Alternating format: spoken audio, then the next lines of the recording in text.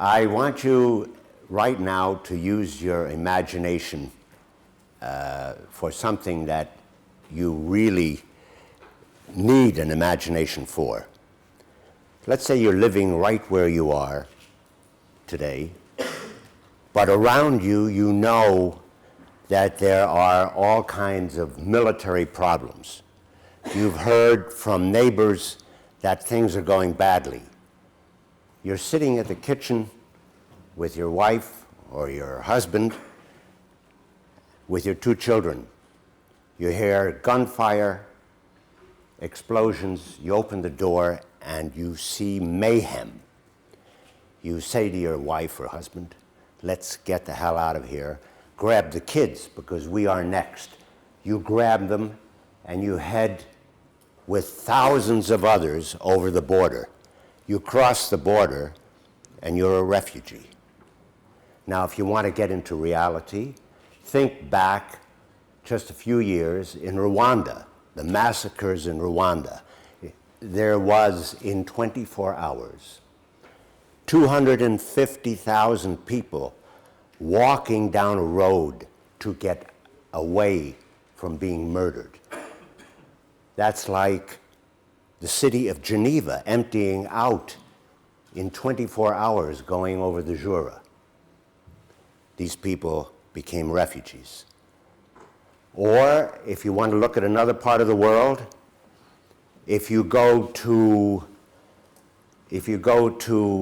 Burma, Myanmar is what the government calls it, the government has been fighting with the Karen people who occupy the eastern part of Burma. They're burning their villages. What do these people do? They leave, of course, because they're going to be killed or hurt at best. And they hide in the jungle, or those that can make it go over the border into Thailand, and they go into a United Nations High Commissioner for Refugees refugee camp. Now, those people are fortunate enough to get into a camp. In that camp is just about everything that they need to stay alive.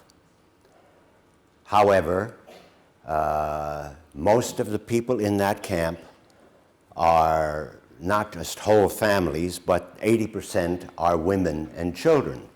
And it's the children part that will bring me into this discussion that I want to follow up with here. I have to tell you a little bit about myself. I was not born a refugee, but I became a refugee at 4 years old. I was born in Germany. My family is Jewish. And in the 1930s, we escaped Nazi Germany, ended up in New York City, where we were refugees with very little. But as happens in the developed world, you can make your way through, and I fortunately got a good education in the United States, and I started a business career there, and about going on 50 years ago, I came to Europe, where I continued my working career, and in 1993, I thought, it's time to retire. And about 2 or 3 months before I retired, I met the then High Commissioner for Refugees, who was giving a talk, a Japanese woman by the name of Ogata, and I was very much interested in what she talked about, what the UN Refugee Agency does. So after her little discussion, I said to her, I would like to join the UN Refugee Agency. I'm going to retire. And she asked about my background, and I told her, and then she said, well, what kind of salary do you want? And I said, none. And she said, you're hired. It was pretty easy thing for her to do. Well, the first thing she had me do was to see if I could get corporations around Europe to support small projects like building a school or paying teacher salary or paying for an ambulance, something for the refugee world. And when I went to the various desks in the UNHCR building, desks meaning that they take care of different parts of the world, I said to them, here's what I want to do. And they looked at me and said, Marshall, you know, you're a volunteer, and I want you not to look in our budgets. We'll get the money for that somehow. Get money for sports. I said, for sports? Yes, get money for sports for kids, because they don't have anything. I said, how is that possible? They said, you have to learn about the refugee world. These children are often traumatized.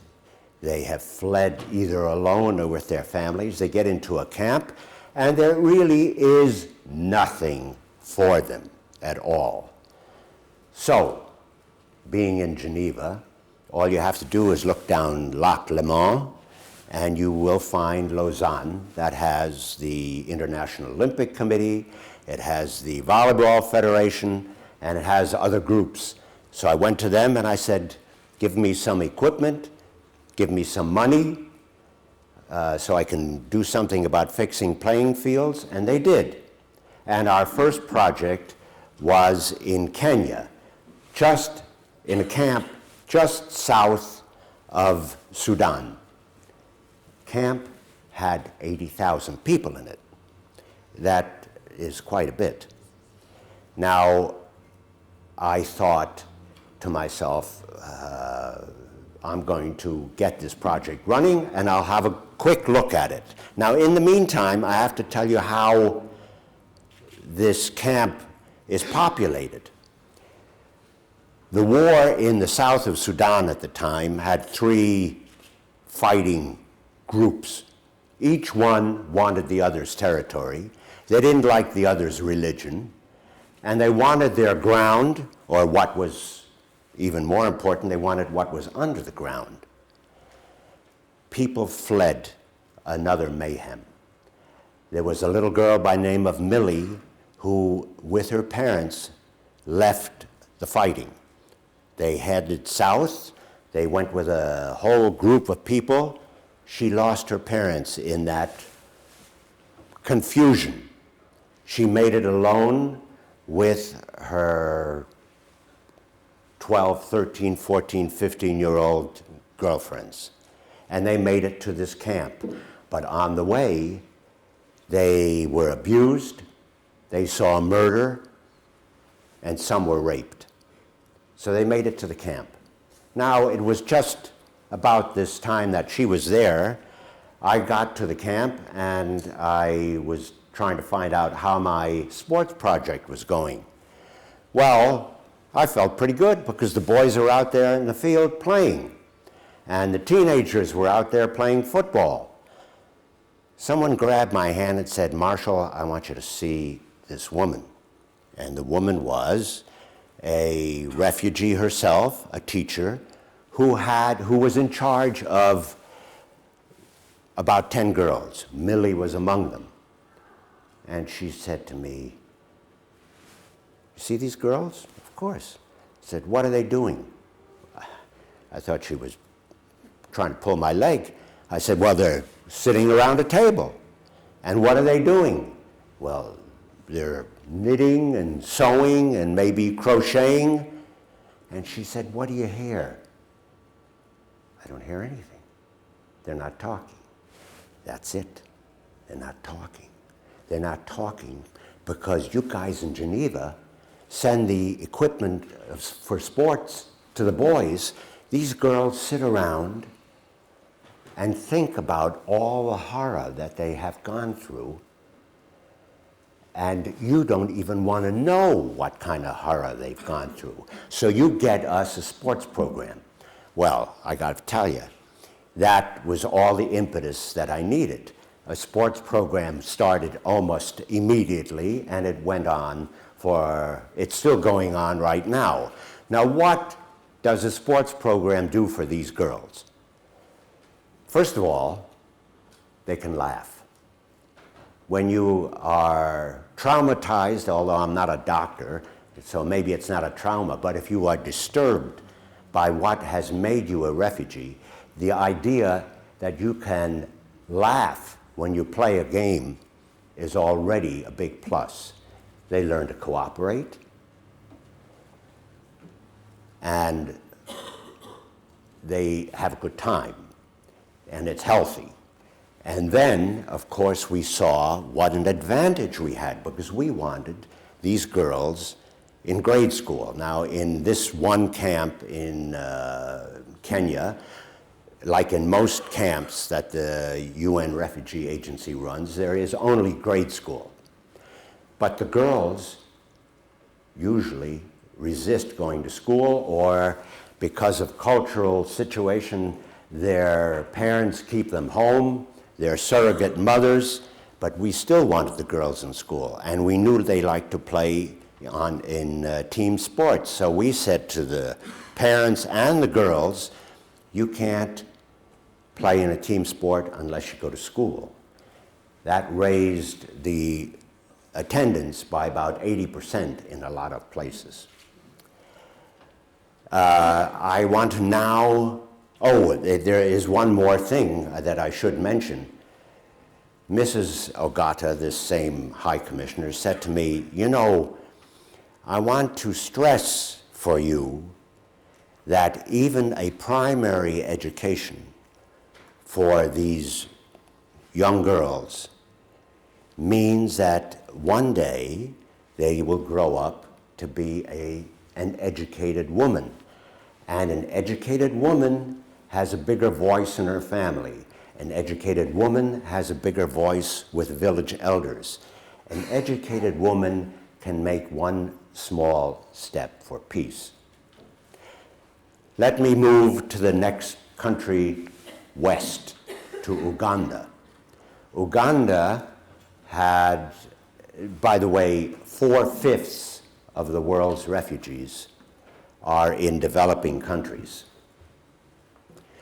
And Uganda has about 10 camps. In one of the camps, we had, and still have to some extent, refugees from Rwanda and Burundi.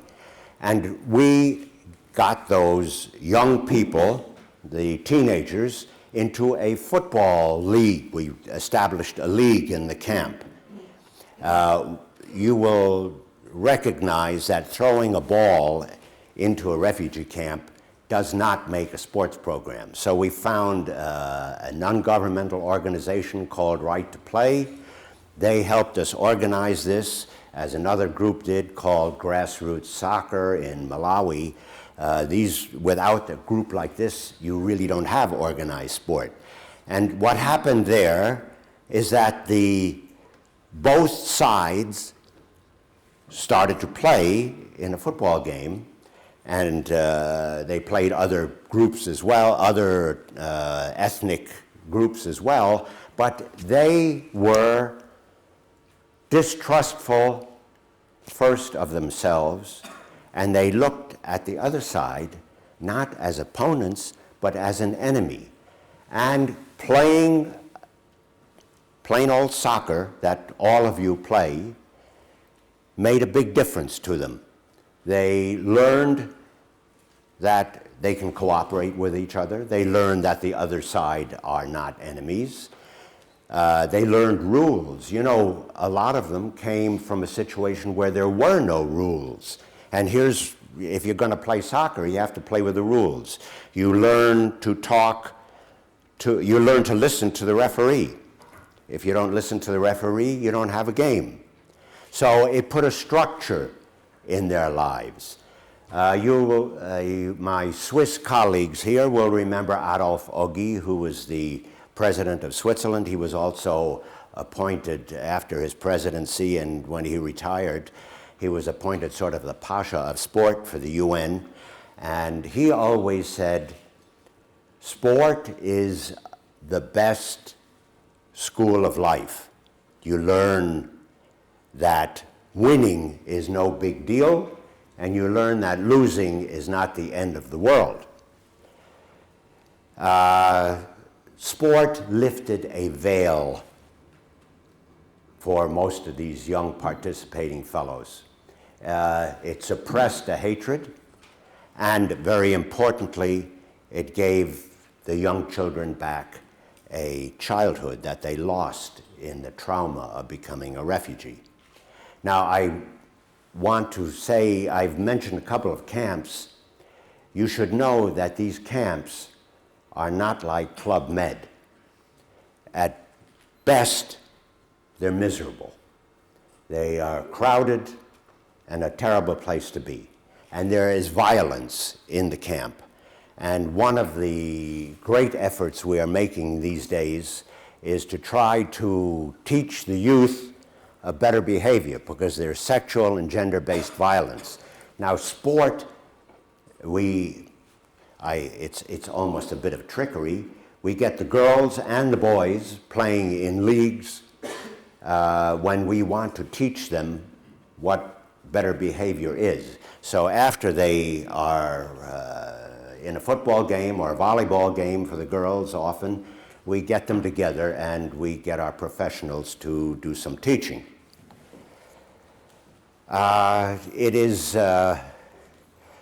It's about time I took you to Asia. Now, I mentioned before this camp in Thailand.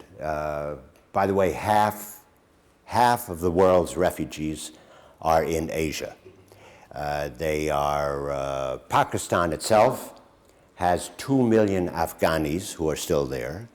You'll remember the Swat Valley fighting with the Pakistani government against the Taliban. That moved 2 million people south. These are called internally displaced, and they fall under the UNHCR mandate. After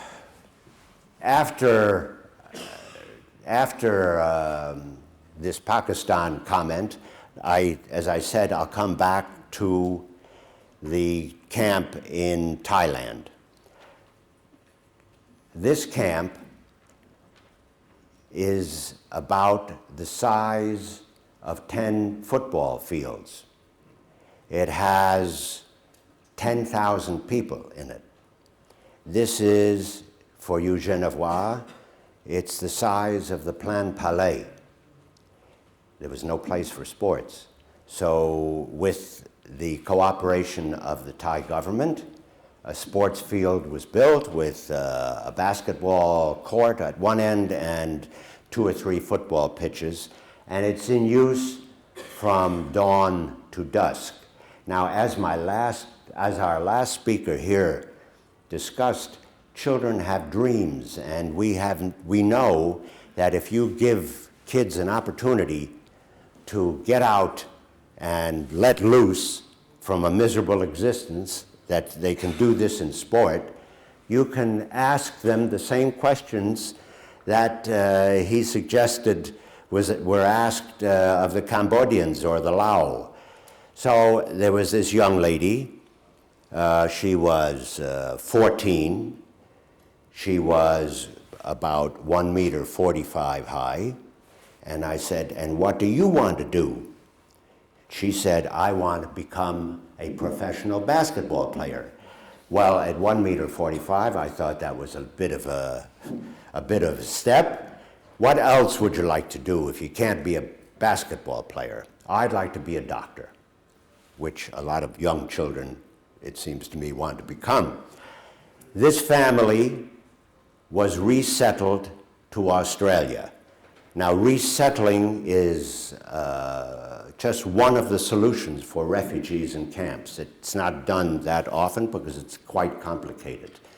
Most of the Western world, the developed world, takes refugees and settles them in their own country.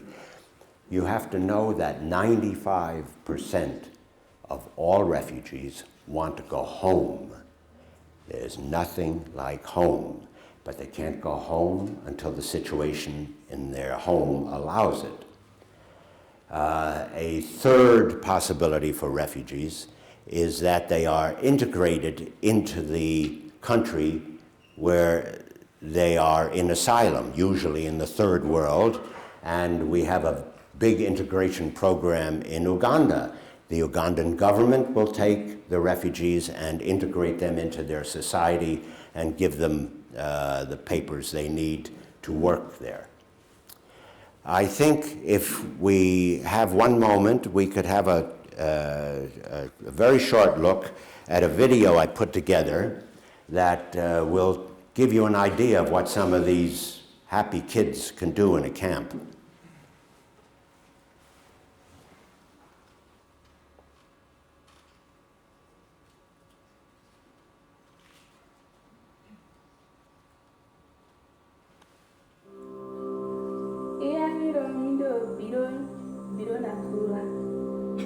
Jogar. Dê uma bola a uma criança e ela joga. Crescer. Aprender. Nó cái kế hoạch qua đến phần nữa, mà như ta là tụt bảo vệ.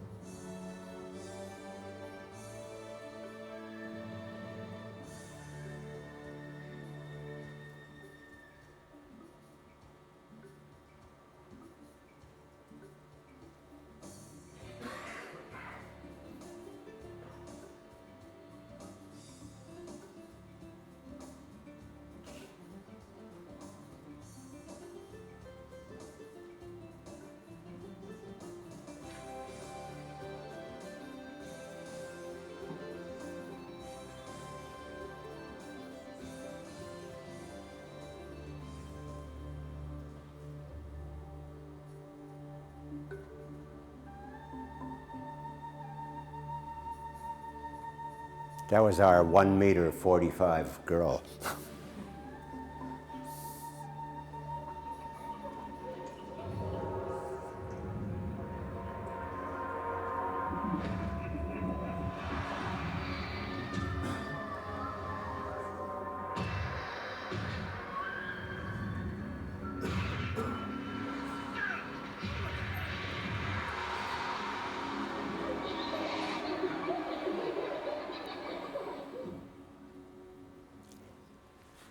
So what have we learned from that with the sports? As that little title said, all children have the right to play.